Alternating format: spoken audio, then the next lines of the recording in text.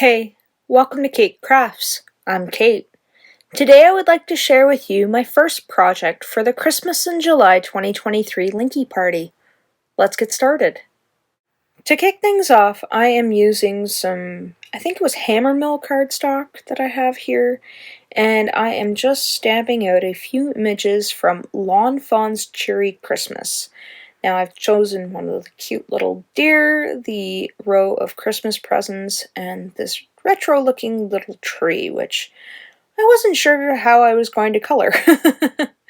So all I am doing here is I am inking up my stamp and my tree, and I'm going to ink that up in some Fawn jet black ink, and then I'll ink this up again just so I can have a crisp image, and then I will let this off to the side so that it can dry, and then we will go ahead and die cut all of these guys out. I'm not using too many images today. This is going to be somewhat of a Kate Simple card. Now I have a hard time with dealing with simple cards, but we are going to go for it. So I'll just tape these guys down and then we'll go ahead and die cut them off screen. So while we have all these guys die cut out, we are going to color them. And while I'm coloring them, I'm going to tell you a little bit about why I am making this video. You see, the Build Your Stash Holiday Card Challenge is hosting a Linky Party. What is a Linky Party, you ask? Good question. It took me a minute to figure it out, but what we've got going on with the Build Your Stash Holiday Card Challenge is you create Christmas in July cards, and then you go over to the blog spot and link up your makes. Now you've got to make sure that they're all new, recent makes that you've made recently and not old makes, and you just add your link to your social media where you have it posted, and you enter for a chance to win a prize from one of our sponsors. I will leave the link in the description box below for the Linky Party and where you need to go, and then you can read all about how fun it's going to be. Now I've got a couple projects that I've made for this, and I will have videos for them all this week, so stay tuned for that. I'm not 100% sure if I've got 3 videos or 4. I'm thinking I have 3. There might be a 4th one. I'm not sure. I'm still working with my birthday card series, but that's not about this. This is about Christmas in July. Have any of you guys gotten your Christmas in July cards started? I started, but July has been a super busy month with me, and I was kind of happy to take a break from my birthday cards to create a Christmas style card.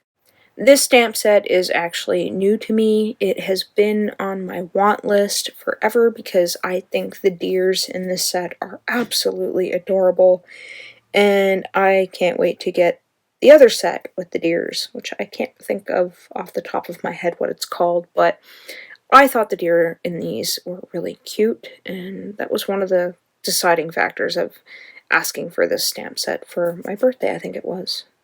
I forget. It's been a minute. I'm just getting to using it now. So I was kind of a little perplexed with how I wanted to color that little Christmas tree because it is unique compared to some of the other trees in the Lawn Fawn series of trees.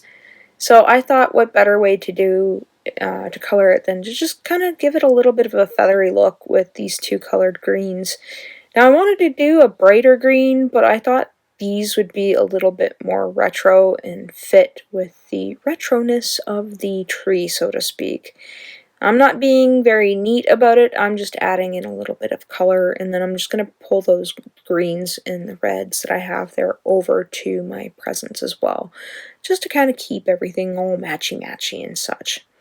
And then I also have some of these reds, the R29 and R24, and don't worry about writing all these down right now. I'll have them, as always, in the description box below if you need to reference the colors that I've used in today's video or not. Doesn't matter.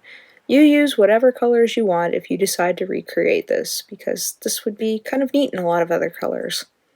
So next I have some full stick Post-it note, and I'm just taping it together here, and I'm going to create my own little snowbank border. Now off camera, I've gone ahead and taken the season's greetings from the stamp set, and I've just stamped that out on the bottom.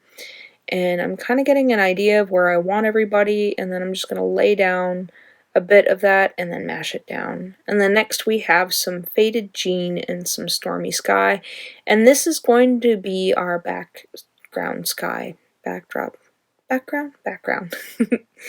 And I'm bringing in that Stormy Sky in the center, and then that way I can bring in a little bit of that Faded Jean that's going to be a little bit darker. Now, I don't think it was very dark compared to the Stormy Sky. I thought they were like a very nice comparison between the two is that this Faded Jean is just a little bit darker than the Stormy Sky, I think. So I thought that would be kind of nice to put the two together. And the Stormy Sky is kind of it's got a soft spot in my heart for that one. I was having a really bad day one day, and one of my very dear crafty friends couldn't give me a hug, so she thought she would surprise me with the Stormy Sky. So you know who you are, and you are an absolute dear to me. So every time I use it, I do think of you. So because it's not dark enough with that Faded Jean, I'm going to be going in with some Chipped Sapphire just to give a little bit of a darker edge. And this looks a little bit harsh right now, but this will dry back a little bit and give it that chalky effect that the oxides do. So next we're going to use some pearlescent watercolor, and we are going to use the Pearl Silver.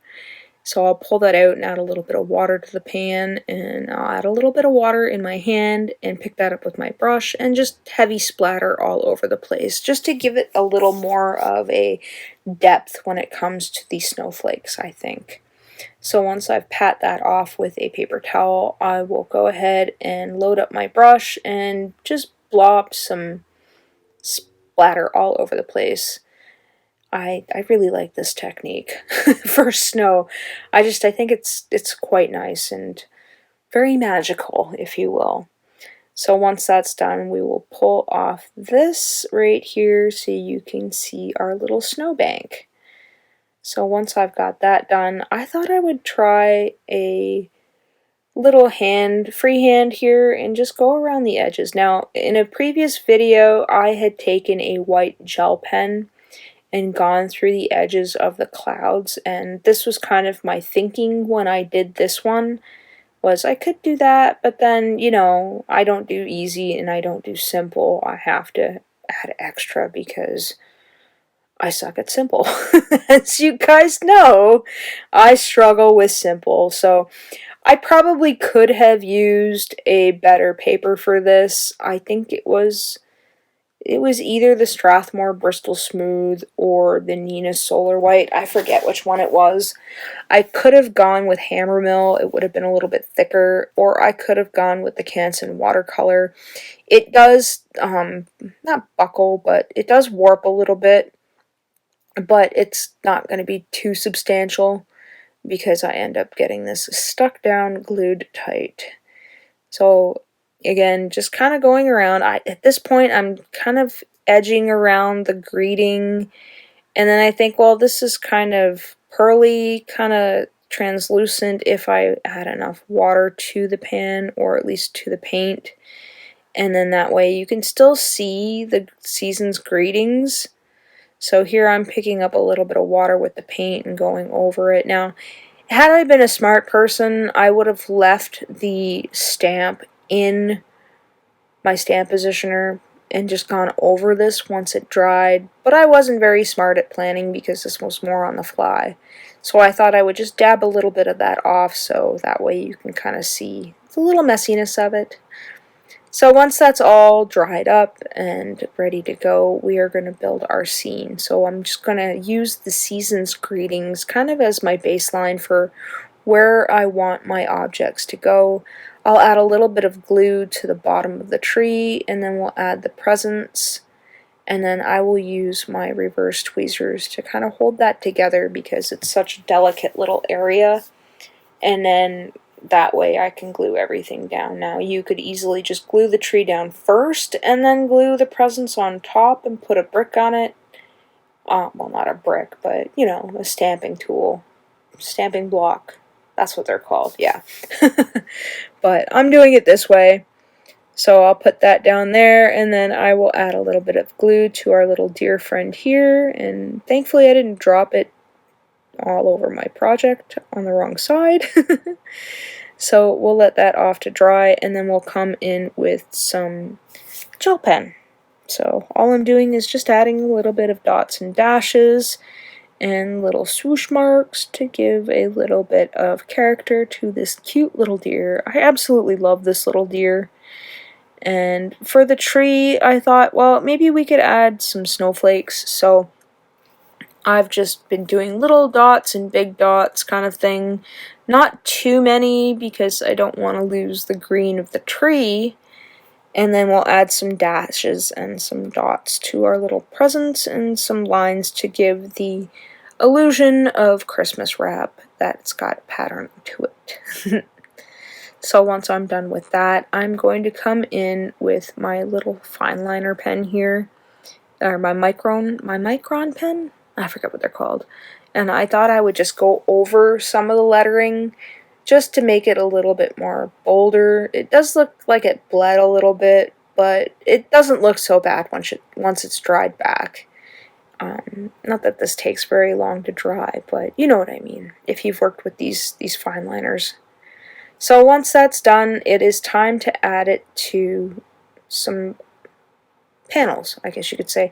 Now this was the inside of another card that I had cut out that I'd saved. Now I could cut this out again, but I don't want to overkill it. I really like this glittered cardstock. It's like a no-shed glitter cardstock that I'd actually found at the Dollarama here in Canada.